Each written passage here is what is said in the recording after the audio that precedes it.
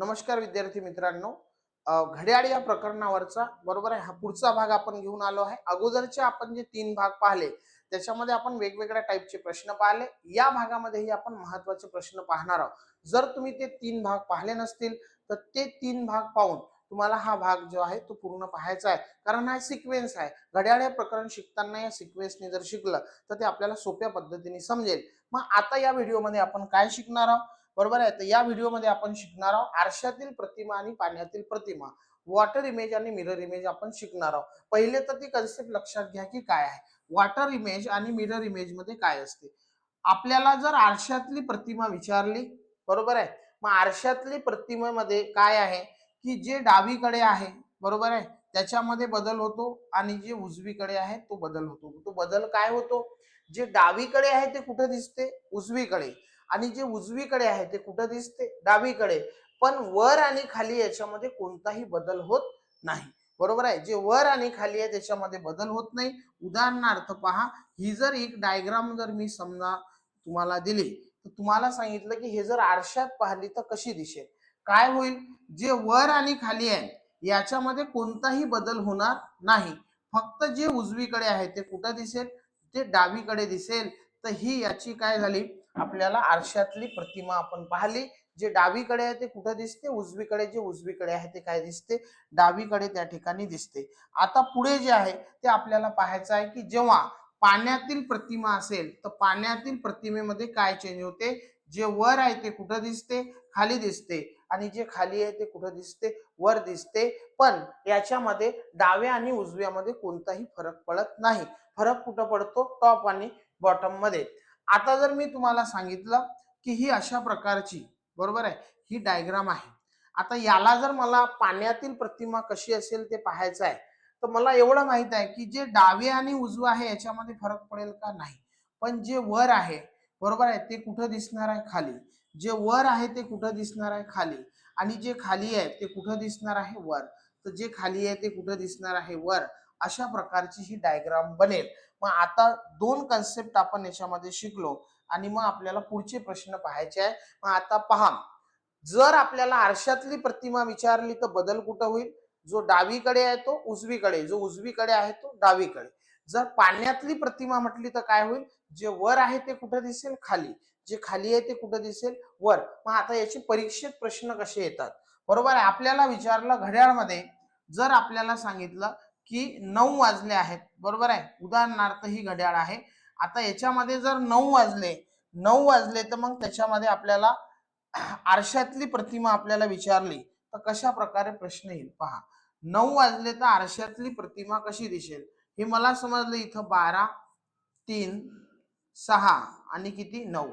आता मला 9 वाजले तर तास काटा कुठं असणार आहे? 9 वर. आणि मिनिट काटा कुठं असेल? 12 वर. मला माहित आहे की जे डावीकडे आहे ते कुठं दिसते? उजवीकडे. आरशातली प्रतिमा म्हटलं तर जे डावीकडे आहे ते उजवीकडे, जे उजवीकडे आहे ते डावीकडे. मग हे बदलणार आहे का? नाही. काय बदलणार नाही? जे वर आहे ते वर, जे खाली आहे ते खाली. फक्त याच्यामध्ये बदलणारा भाग कोणता आहे? जे डावीकडे आहे, बरोबर आहे, ते कुठं दिसणार आहे? उजवीकडे. जे डावीकडे आहे ते उजवीकडे दिसेल. तर मग आता हे तर बदलणार नाही. जो भाग डावीकडे होता तो काय दिसेल? उजवीकडे. म्हणजे मला किती वाजलेले दिसतील? 3 वाजलेले दिसतील. मग हे फक्त कन्सेप्ट आहे.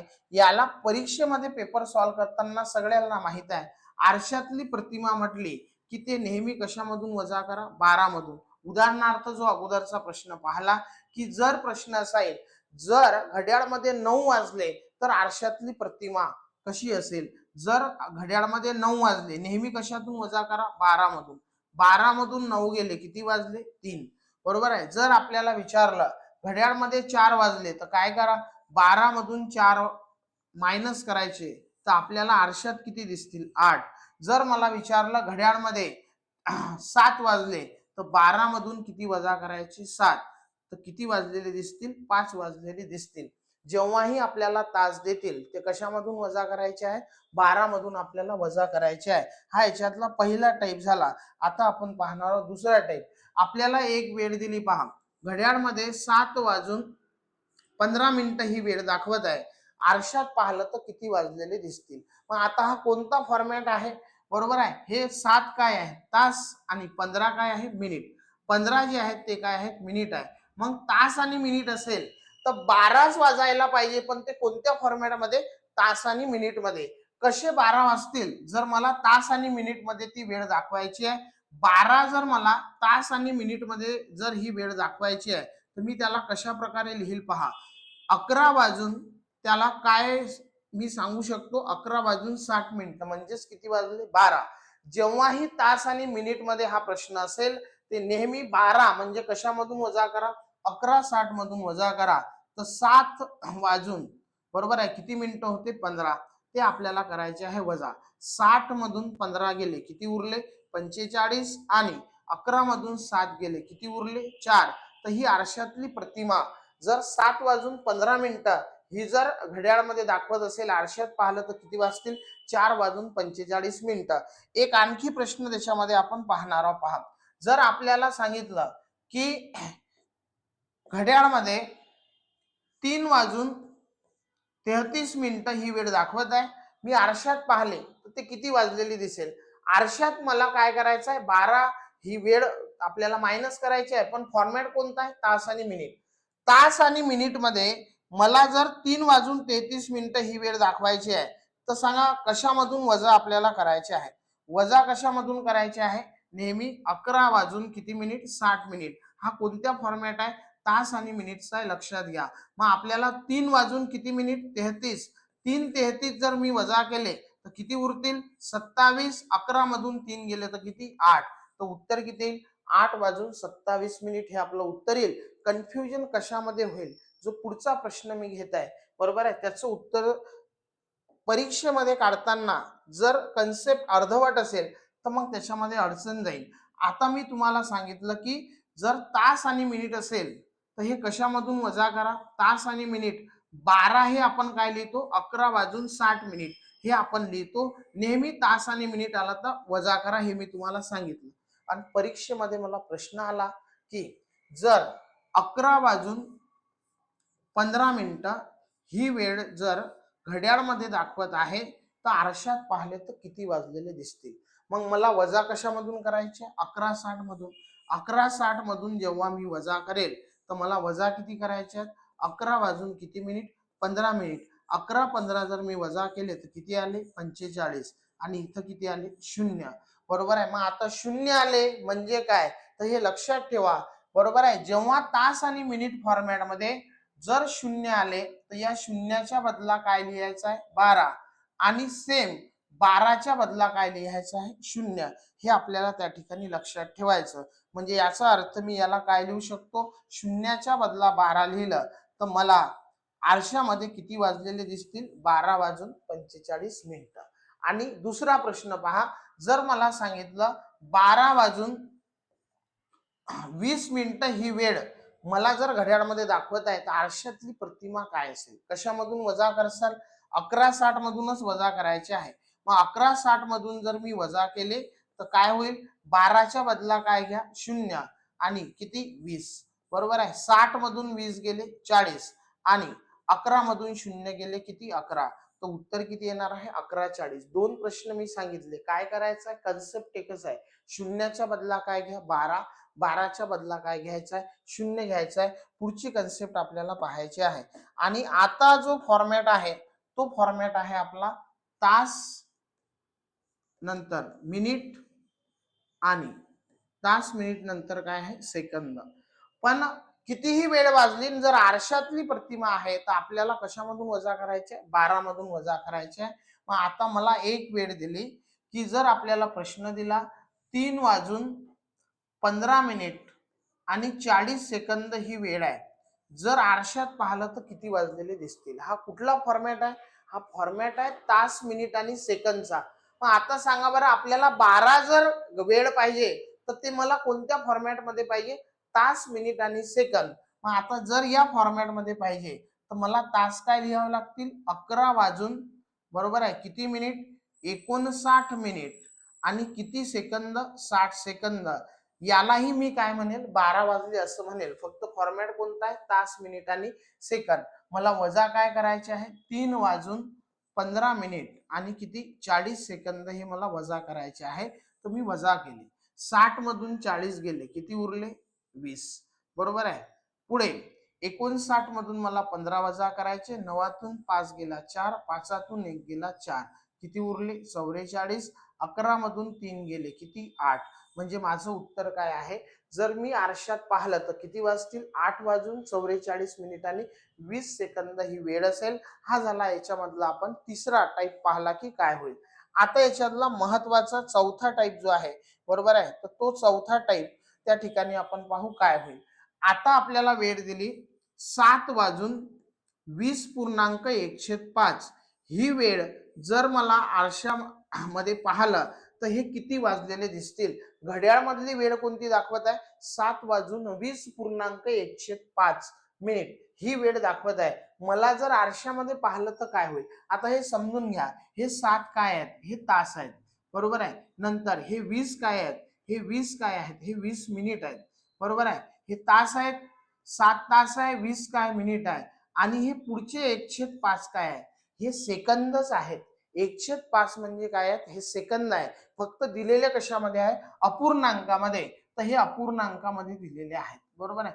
मग हे अपूर्णांकामध्ये जर दिले आहे तर मला वजा करताना काय घ्यावं लागेल, तासासाठी मी काय घेईन 11, बरोबर आहे.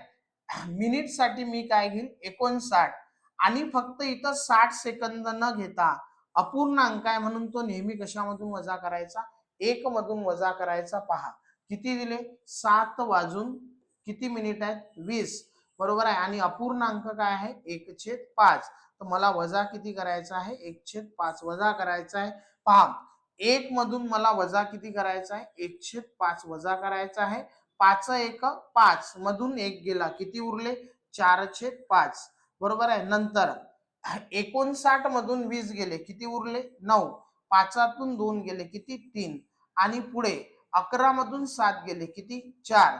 तर ही कोणती वेळ आपल्याला आरशामध्ये पाहायला भेटेल, 4 वाजून 39 मिनिट आणि 4/5. पुन्हा एकदा समजून घ्या की हे 1/5 काय आहे, तर हे 20 मिनिट कंप्लीट झाल्यानंतर 21वा मिनिट आहे. त्या 21व्या मिनिटाला अपूर्णांकात जर लिहिलं तर कशा प्रकारे लिहायचं ते आपल्याला सांगितलेलं आहे. आणि हाही प्रश्न परीक्षेमध्ये येऊ शकतो, कारण तास मिनिट हे सगळ्यांना माहित आहे. तर हा जर अपूर्णांकामध्ये दिला तर हेही आपल्याला त्या ठिकाणी समजायला पाहिजे. आता मी ज्या आरशातल्या प्रतिमा आहे तर ते एकदा मी रिपीट करतो. पहा पहिला प्रश्न, 7 वाजले आरशामध्ये किती दिसतील. पुढचा प्रश्न, जर 5 वाजून 50 मिनिटं ही वेळ आहे आरशामध्ये जर पाहिलं तर किती. हे सगळे आरशाचे प्रश्न आहेत. पुढे जर आपल्याला दिलं 7 वाजून 19 मिनिट आणि 20 सेकंद आरशामध्ये किती वाजलेले असतील. आणि शेवटचा प्रश्न दिला 5 वाजून 10.1/3 ही वेळ आहे. हे 4 टाईप त्याचे आहे आणि त्याचं उत्तर काढायचं आहे. प्रत्येक वेळी एवढं लक्षात ठेवा, कशामधून वजा करायचं आहे, 12 आपल्याला घड्याळमध्ये वाजलेले पाहिजे. 7 आहे हे तास आहे, तर फक्त कशातून वजा करा, 12 मधून 7 गेले, उत्तर किती आलं 5. जर हे तास आणि मिनिट आहे, तास आणि मिनिट मध्ये 12 कसे वाजतील, 11 वाजून किती 60, बरोबर आहे. मग वजा केले तर किती आहे 10. 11 मधून 5 गेले तर किती 6, बरोबर आहे. याचं उत्तर काय येईल, 6 वाजून 10 मिनिट. हा फॉर्मॅट कुठला आहे, तास मिनिट आणि सेकंद. फॉर्मॅट कोणता आहे, तास मिनिट सेकंद. कसं लिहिसाल, 12 जर आपल्याला या फॉर्मॅट मध्ये लिहायचे आहे तर काय लिहिसाल, 11 वाजून किती मिनिट 59 मिनिट आणि किती सेकंद 60 सेकंद ते आपल्याला लिहायचं आहे. काय होईल, 60 मधून 20 गेले किती 40.